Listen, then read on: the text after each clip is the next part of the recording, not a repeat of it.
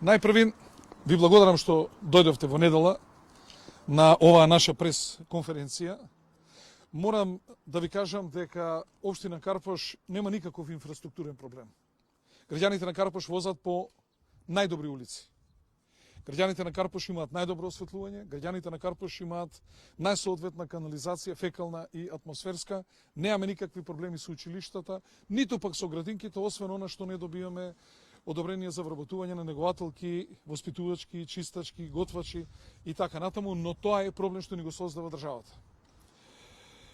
Од другите проблеми, најголем проблем ни се кафулињата, рестораните, ноќните клубови со нивните така наречени урбани опреми или летна тераса и со непочитување на работното време.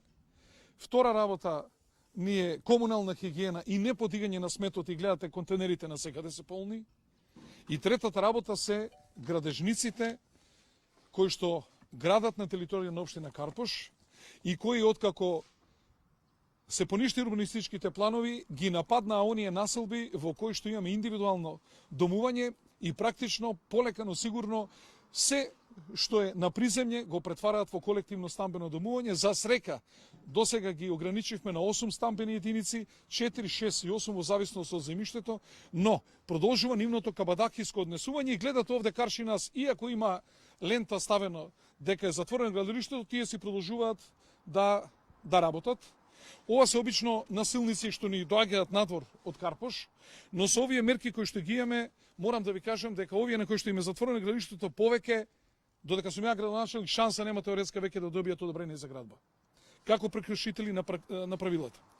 Потикнати од неверојатниот глад за остварување на што е можно поголем профит на инвеститорите и добивање на што е можно поголема квадратура на собствениците на земјиштето, општина Карпош носи трет сет на мерки за вразумување на собствениците, изведувачите и инвеститорите. Овие мерки се во насока на подобрување на функционалноста на објектите што се градат.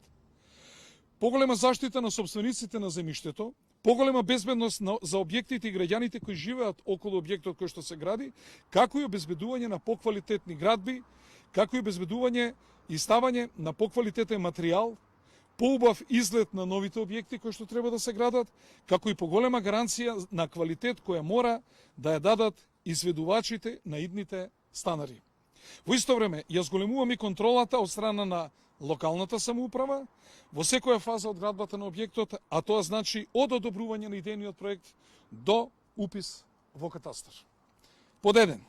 Со издавањето на изводот на урбанистичкиот план, секторот за урбанизам на општината Карпош е должен да му ги достави и барателот на изводот на урбанистичкиот план да потпише дека ги примил правилата за проектирање и однесување и организирање на градилиштето на барателот на изводот на урбанистичкиот план. При одобрување на идејниот проект, службеникот кој го работи, кој што треба да го одобри идејниот проект, досега по закон, тоа го прави врз основа на урбанистичкиот план што го гледа.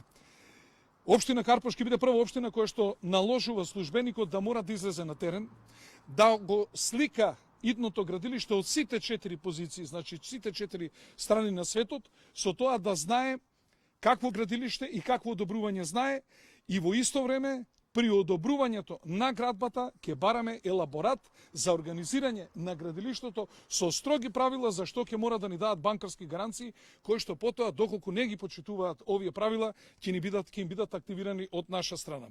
Идејниот проект, фасадата, како и квалитетот на материјалите кои мора да бидат наведени во истиот изгледот на објектот, ќе бидат одобрени од посебна општинска комисија составена од архитекти, градежни инженери и ќе поканиме професори од градежните факултет. Значи, ние мора да влеземе во повисока фаза на разубавување на општината. Не може кој како сакав материјал да ни става, не може кој каква сака архитектура да се прави и не може кој какви сака материјали најевтини да става, кои што потоа на сонце најнаш ќе ви избледи зградата и тоа не лиши на ништо или пак се лупи фасадата, значи и материјалот и изгледот натаму ќе биде одобрувана од идејното решение од посебна комисија.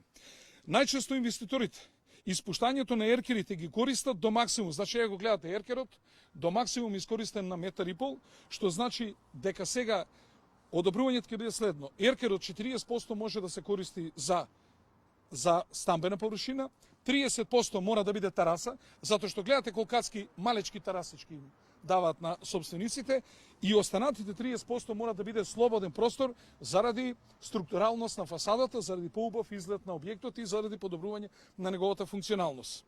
Инвеститорот пред добивање одобрување на идејниот проект мора да ни достави договор меѓу инвеститорот и собственикот на земјиштето и задолжително истиот да биде заверен од два адвокати, едниот на собственикот на земјиштето, а другиот од инвеститорот. Зошто? Затоа што најчесто инвеститорите ги лажат собствениците на земјиштето, не треба да плаќате вие, ние имаме адвокат, а тој адвокат ги штити неговите интереси, а потоа кога ќе се направи објектот, кога нема да ги исполни инвеститорот одредбите од договорот, доаѓаме до олеле мајко и после бараме помош од општината, а што може да им помогне општината кога тие потпишале договор кој што е на нивна штета. Дури имаме договори кај што се потпишани, каде што не е утврден рокот за кој што треба да го изградат објектот, и тие цело време таму остануваат под кирија и не им ги остваруваат врските од договорот, затоа што се изиграни. Во ваков случај, значи ние мора да се достави договорот меѓу инвеститорот и собственикот на земјиштето, и каде што мора да има два адвоката, да знаеме дека и на собственикот на земјиштето мора да му се штитат интересите од страна на негов адвокат. Купувачите на становите исто така задолжително на договорот мора да имат доказ дека при потпишување на купопродажниот договор користеле адвокат кој ги штитил нивните интереси. И исто имаме многу измамени собственици кои што купиле станови и потоа, како да ви кажам, сите им се криви, само тие не се криви за договор кој што потпишале, и кој ќе ги прашаш дали имале адвокат, ќе ти кажат ама он имаше негов адвокат. Сега, затоа ставаме задолжителност на потпишување на договорите да мора и купувачот на станот да се обезбеди свој адвокат. Седмо, инвеститорот во купопродажниот договор мора да го наведи гаражното место кое му следи на собственикот на купувачот, и во договорот мора изричито да биде наведена посебна цена за станот, а посебна цена на градежното место. Зашто? Досега најголем дел од станарите купуваат само стан без гаражно место, значи при уписот во катастар тие мора да ни донесат договори со кои што тие купили гаражно место. За собственици на станови кои што имаат две возила во моментот кога купува стан, мора да купат две гаражни места. Затоа што замислете, во зградава што се прави со 8 стана, ако потенцијално сите 8 собственици имаат по две возила, заедно ако е безбедено паркирање доле, 8 возила остануваат надвор, 8 возила по 6 метра се 48 метра, тоа значи цела улица да биде зафатена и сите останати граѓани да им го поремети животот и комодитетот што до тогаш го имале. Инвеститорот и изведувачот мора во купопродажниот договор на купувачот да му дадат 3-годишна гаранција за кровот, за вентилационите системи, за водонепропустливост на бањите, како и прописно диктување, односно заптивање на и функционирање на прозорите и надворешните врати. Затоа што ни се случува по 6 месеца да протече бањата, каде што го уништува станот на соседот што е под него, или пак да протече кровот и така натаму, а собственикот кој ги зел парите веќе нема никакви обврски. Инвеститорот, тоа е 9, мора да наведе кој ќе ја врши изведбата на објектот, а изведувачот мора да достави изјава дека е запознаен со сите правила кои ги пропишала општината, значи за овие правила што ние денеска ги даваме. И натаму, при уписот во катастар мора до општината да се достапи купопродажен договор меѓу инвеститорот и купувачите на становите, задолжително ќе се проверуваат и доказите дека е купено гаражно место, во спротивно нема да се врши упис во катастар. Уписот во катастар ќе ја врши члена комисија, која ќе ојде на лице место да изврши проверката на објектот кој е изграден и на истата ќе присуствува и градоначалникот. Значи нема да ми биде тешко еднаш месечно да направиме проверка на сите станови што ги упишуваме, значи на сите објекти, и да видиме дали е изградено согласно даденото одобрение, дали има било како вишок, значи не можеме да оставиме на можност за манипулација на никој службеник во општината, затоа правиме повеќе членови во комисиите. 12. Должен е за секоја плоча, значи изведувача, за секоја плоча, почнувајќи од темелната па до последната, да го известува градичниот инспектор кога истата ќе биде завршена со армирачките работи. Значи секоја фаза од објектот, темелот, прва плоча, втора плоча, трета плоча, четврта плоча мора да биде исконтролирана од градежниот инспектор. 13. Градежната јама за паркинг местата не смее да биде подлабоко од 2 метра. и приземјето мора да почнува од 100 сантиметри. Зошто? Мора да биде повисоко, за да рампата за спуштање на возилата во гаражите биде поблага и така да може полесно да влегуваат сите возила, зашто сега рампите се многу стрмни, најчесто се со прелази на кои што закача долниот дел од возилото и практично го прави невозможно користење на гаражните места кои што тие ги имаат или кои што им се на располагање. Натаму, гаражите не смеат да бидат повисоки од 2,3 метри. Зошто? Зашто дел од инвеститорите гаражите потоа не ги продаваат, па ги претвараат во стамбени простори или ги претвараат во магазини.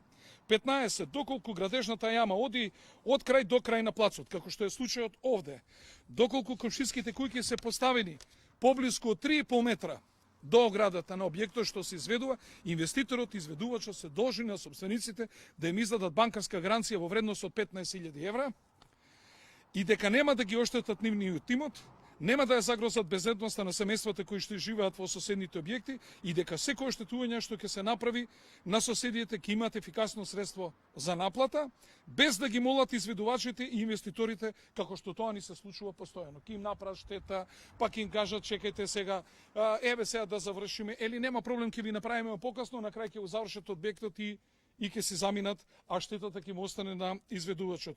А предходно комшиите, односно соседите, биле коректни и им дале подпис да се гради објектот, а потоа изведувачите најчесто го злоупотребуваат.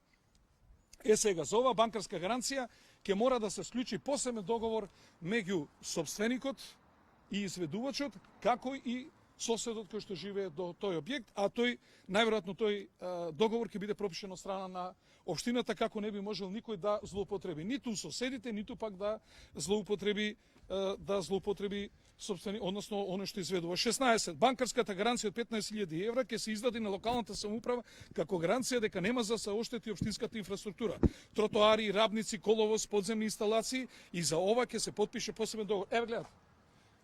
На своја рака си зел, ние ископало улицата. Комплет нова, гланц нова улица сме ја правиле 2017. Зел си го ископал тротоарот. Така како што сака, како да е мирас на мајка му или на жена му.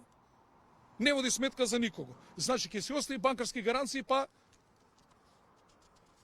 после тоа ќе видиме како ќе одиме. Натаму, 18. Целокупната арматура што се става на плочите, столбовите, цирклажите, мора да биде подготвена во армирачки погон и истата да биде монтирана во еден ден. Тоа значи донесувањето на материјалот и истовар монтажа во еден ден, за што се должни да обезбедат посебно одобрение за сообраќајната полиција, дека тој ден на тој дел од улицата ќе се изврши истовар на материјал и истиот до 20 часот ќе биде отстранет од тротоарите и коловозот. Што тоа значи? Они си имаат проекти, точно е предвидено која шипка како треба да биде поставена, како треба да биде искосена, кај треба да биде завртена. Сето тоа проектот ќе си го направат во армирачки погон, ќе дојдат овде, ќе истоварат, ќе си земат одобрение за тој ден од сообраќајна полиција, тој дел од улицата ќе биде блокирана, до 20 часот они се должни да изармираат плочата и све да рачистат да нема ништо на коловозот.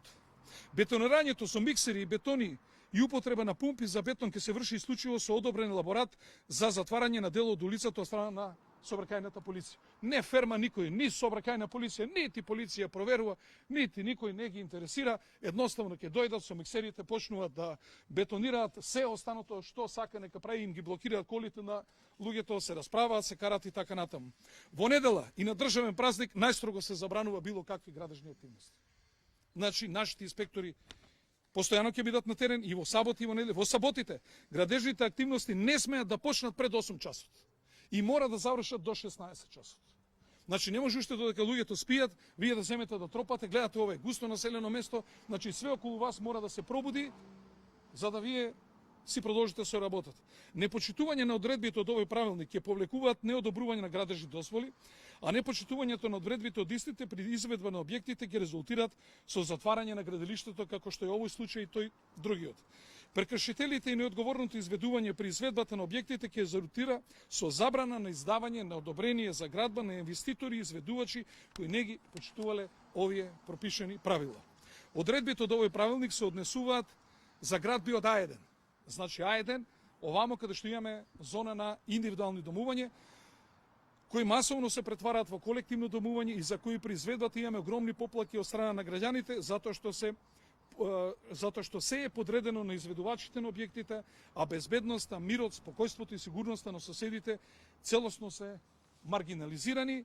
За жал, законските овластувања кои што досега не се дадени на комуналната инспекција и на градежниот инспектор се несоодветни, затоа ги носиме овие правилници и во исто време го молам министерот за транспорт и врски сериозно да изврши измени на законските прописи со кои што градежниците ќе ги ставиме во строго пропишани законски правила, но во исто време да се зголемат нашите овластувања како локална самоуправа, да се зголемат казнените одредби со кои што секој што е недисциплиниран ќе се стави во ред. И јас мислам дека голем дел од овие одредби што ние ги имаме во третиот сет на правилници дека се добри и дека треба да бидат преточени и во правилници од страна издадено на министерот за транспорт и врски.